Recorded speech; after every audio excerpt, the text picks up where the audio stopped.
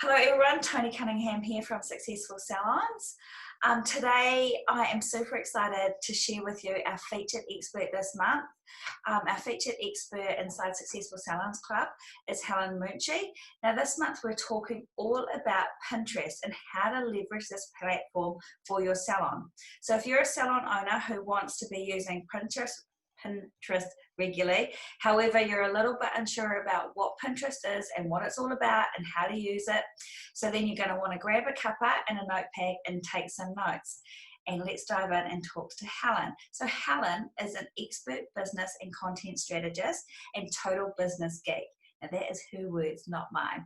With over a decade of experience, captivating content that she markets through Pinterest has been the biggest reason why she's been able to build multiple successful businesses, create freedom, giving income, and ditch her 9-to-5 over 5 years ago. Even with no following and a non-existent list, even though she was so scared of being visible, she deleted all her friends off her Facebook in case they saw her posts. She loves helping entrepreneurs to build businesses that actually work, and she focuses on attracting leads, connecting meaningfully, and making consistent income while still having fun. Welcome, Helen. Hi, thanks so much for having me here, Tony. I'm super excited to be talking to you about this and sharing your expertise with our members, because I think Pinterest is very underutilized. I just don't think people understand how to use it for their business and actually how easy it can be. Yes, yeah, that is so true. It's sort of, sometimes you think, oh, you know, it's another platform, it's another thing to do. But from my experience, having been on a lot of the platforms, it is one of the easiest ways to start really getting traffic to your website, building up this sort of, just building up your expert status, I guess. Correct. So Helen, can you sort of give our community a bit of a background story on how you got to using Pinterest and why you love it so much? Yeah, definitely. So I sort of worked with entrepreneurs and in kind of business strategy for the last 10 years. And one of the things that I've seen people struggle with so much, I know I have done as well when I've been running and starting my own businesses, is getting in front of people. Like, you know, you're really good at what you do. You know that if someone is sitting in front of you in that salon chair, or you're, you know, however you're serving them, that you can make a real difference to them and their life, and you know, they'll leave feeling happier than when they arrive, which is amazing. But it's actually trying to get them to your business, sat in front of you. That's the real struggle that I've faced. I know that pretty much every entrepreneur I've ever worked with has faced.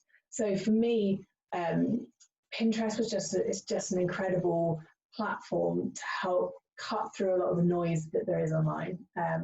It is a noisy world, you know. It's very hard to sort of find your voice and to sort of have it recognized for what it is. And for me, Pinterest has just been a platform that's allowed me to do that. It's not a search engine. Sorry, it's not a social media platform. It is a search engine. So that for me is the real crucial difference. So it is about delivering value to your customers, allowing them to interact with your business on their own terms, and you're not trying to just sort of build likes and following for the sake of it. So it's about good quality content and being good at what you do, which is, you know, should be rewarded in the online world, but so often isn't actually. Very, very true. Very true. And that's one of the things you think about when clients, especially for salon owners and in the salon and spa industry, people go to Pinterest to look for different looks. Yeah. So why would you be using it for your business?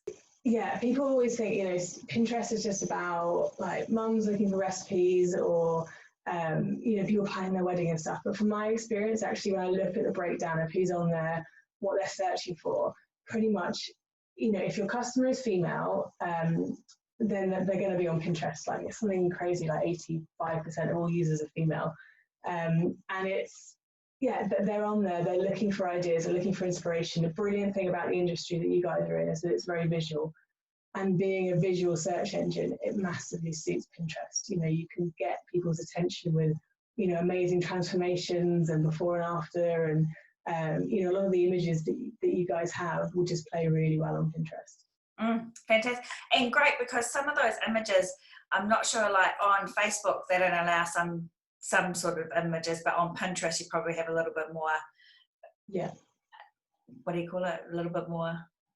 Like leeway, I guess. Yeah, leeway. That's the word I was looking for. Yeah, no, Yeah, it's so true, because it's the quality and the kind of the visual aspect of a pin will play in quite a lot in terms of like how much you show up on the feed and kind of the slightly more technical stuff like that. But they reward good-looking pins, which is the little image that you see on Pinterest, and good quality content. You know, that so if you've got the expertise that sit behind it, you'll be rewarded for that.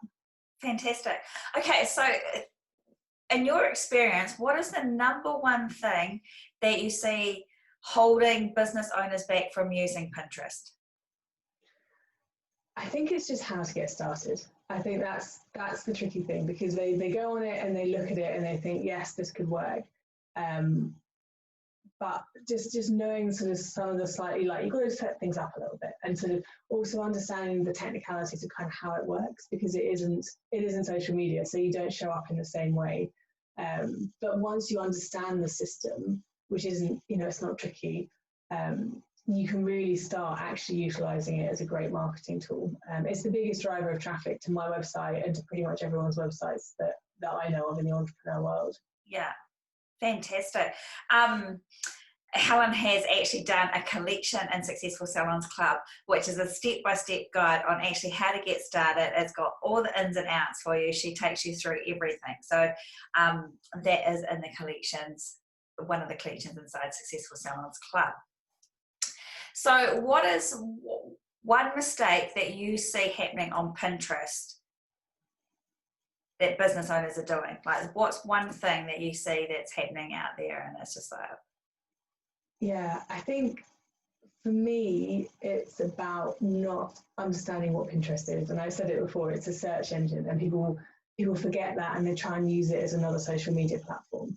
So one of the key things about being a search engine is it's based on keywords, which again is something that we went into in the bundle for the members club. And it's understanding how to use, like, once you understand how to use those keywords in your pins and your descriptions and all this kind of stuff, that is the thing that will skyrocket you on Pinterest. But not enough people understand that, which is why people sort of dabble a little bit and they try a bit of this and a bit of that. So that's sort of why they're maybe not getting the traction. And also consistency. You know, you have to show up, like anything in business. You know, success comes, it's very unsexy, success comes from consistency. Yeah. You know that with your business as well. So you can't show up once on Pinterest and then hope to have all this traffic. You have to be consistently there. Yeah. So do you think people get Pinterest confused with a little bit like Instagram because it's quite visual? Yes. Yeah, absolutely. And the way they display the kind of the everything, it has a very similar element to it, but it's a totally different like beast, if you like.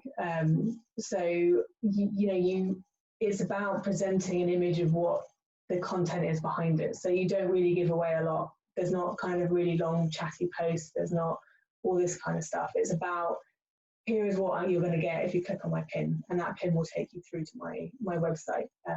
So yeah, that's sort of the main thing. The thing I would add in when I was saying about consistency as well, people have this image that, this understanding that consistency means a lot of time, but actually when I set up my Pinterest and I now pin, I can do my month's worth of pinning in about an hour and a half, because there's this, it's a very quick and easy way to do it, which again we went into in the bundle, but it's they set up good systems and they understand that people don't want to spend all their time on a particular platform. They want to use it for what it needs to be, and they want to add value through it, but then they want to leave and go and have a life, which is great. It works well. So can you see it working for our salon owners that are just a little bit unsure but maybe want to do some promotions and things like that on there? Does it work well for that type of...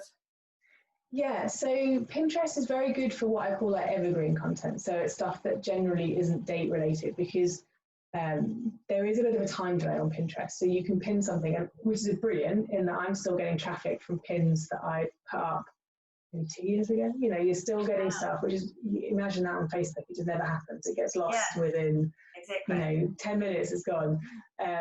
So that's great, but it does mean that actually stuff's going to hang around for quite a while. So generally we say make it evergreen, unless you start getting into ads and stuff, and that's kind of a whole other thing. So it's brilliant for attracting people to your website, getting them on your email list, and then you can use that as your platform for your quicker messages, your sales, your this, your that. Yeah. It's also really nice when people are starting to want to transition from just working sort of, in the field, if you like, to actually wanting to bring in an online element so they can be making money without necessarily having to physically always be with a client or in front of a client. And that it can be a really nice sort of transition method for that as well. So is it a platform that you could talk about, like for, say, let's say a hair salon and their products that they have, could they, yes. Yeah, definitely. Absolutely. So, I mean, for example, in that situation, you've got a client who comes into your actual salon and you take a picture of them before, you use the products, and then you take a picture of them afterwards. And then you create a pin which has the kind of the transformation images next to each other with a bit of description about what created the transformation of the products. And people go, wow, I want my hair to look like that. And they click on the pin and it takes them straight through to a page on your website where they can buy the product or they can learn more about the transformation or that kind of thing. So yeah, it definitely works very nicely for that kind of side of it. Perfect. And beauty salons obviously could do it as well with some of their treatments as well. So yeah, definitely treatments. And there's loads. I mean, really popular ones on Pinterest, excuse me, at the moment are like nail art, nail things as well, because they're very visual, which is brilliant.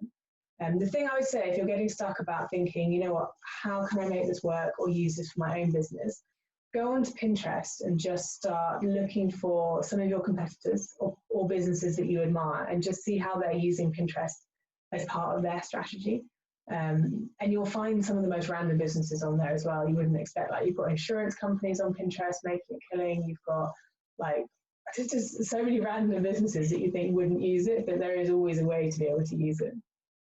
Wow. Okay. So, and really in a couple of sentences or in a nutshell, why should salon owners be using Pinterest? Simply because your target market are there. They are looking for you on Pinterest. I think the statistic is 87% of people who go onto Pinterest end up making a purchase because of Pinterest. People spend more if they get to your website via Pinterest as opposed to from somewhere else. So they're there, they're ready to spend money, they're looking for you, and they're going to spend more money if they find you on Pinterest. So for me, it's a no-brainer, and it's free. It's free traffic. You can still get incredible organic reach, if you like. Facebook has changed quite a lot in that you have to pay quite a bit now. Ads, you have to pay to play quite often with the algorithm changes. At the moment, Pinterest is still free organic traffic all day long. Amazing.